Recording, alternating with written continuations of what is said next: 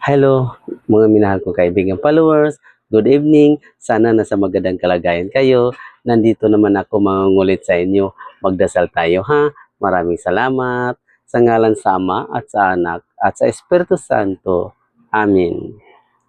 Ama namin makapangyarihan sa lahat, huwag mo kaming pababayaan sa araw at gabi, sa mga oras at sa mga minuto, dahil sa aming hanap buhay, ang mga gawain namin sa bawat isa, hindi namin alam kung kakayanin ba namin, kaya nga Panginoon, bigyan mo po kaming lahat ng malakas at tibay ng katawan para makayanan namin ang mga gawain.